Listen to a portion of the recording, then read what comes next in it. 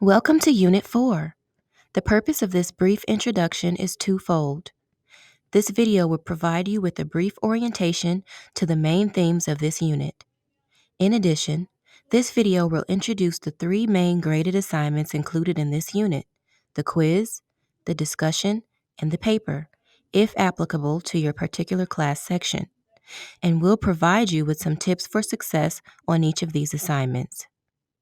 The focus of this unit is the Greek world from the Bronze Age to the Roman conquest. Let us begin, however, by explaining what we mean by the Greek world and why we, as historians, talk about the Greek world rather than merely the Greeks. Originally, the Greek speakers were limited largely to mainland Greece and the immediate surrounding islands. But what allowed for the spread of the Greek-speaking world is the Mediterranean Sea. Nicknamed the Corrupting Sea by two modern historians, the Mediterranean allowed people living on mainland Greece and the islands surrounding it to travel all over for a variety of purposes: trade, colonization, adventure, warfare, and even leisure.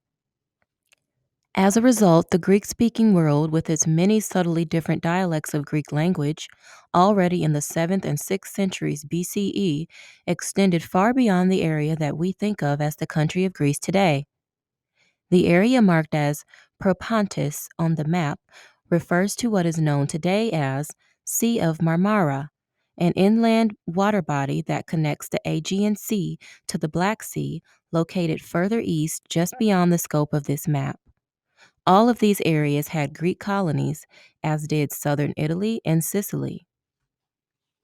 Everywhere the Greeks went, there was a sense of certain shared heritage and certain pan-Hellenic values, meaning values common to all the Greeks. These values, such as prizing early death in battle with fame and glory over a lengthy and peaceful life without glory, are most certainly exemplified by the Homeric epics, the Iliad and the Odyssey.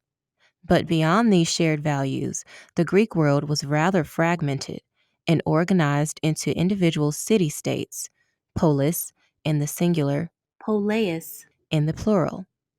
Each polis was entirely self-sufficient and an autonomous entity, although some of them, over time, came under the political control of Athens or Sparta.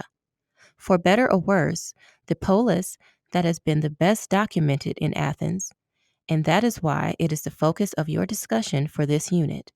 So, let us turn to your assignments for this unit and ways in which you can do your best on each of them. To begin with the quiz, perhaps the most important thing to remember is that this is a quiz on the textbook reading. The questions are not trying to trick you, but are testing whether you read the chapter for this unit, which is Chapter 5, carefully. I would strongly recommend reading the entire chapter first and then having the reading in front of you while you attempt the quiz so you can double check your answers.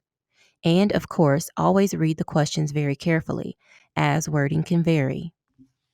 The discussion for this unit may seem complicated at first glance, as you have to select 3 sources from a list that is provided and write a post with your impressions on life in classical Athens from the perspective of one individual from another list that is provided. But really, as long as you break down the assignment into steps, it will be straightforward and hopefully even fun. After all, it is rather fun to wonder what it would have been like to live in another place and time than our own. Keep in mind also that the optional video resources for this chapter are designed to help you prepare for this discussion. Last but not least, if your particular professor has assigned to you the paper for this unit, you will get the opportunity to learn a bit more about traditional Greek religion, which involved the worship of many different gods. You have a list of primary sources for this paper: the Homeric hymns to several individual gods and goddesses, and you have to select 2 of the hymns as your focus for the paper. Now, when you hear the term hymn, you may think of such famous hymns as Amazing Grace or Blessed Assurance.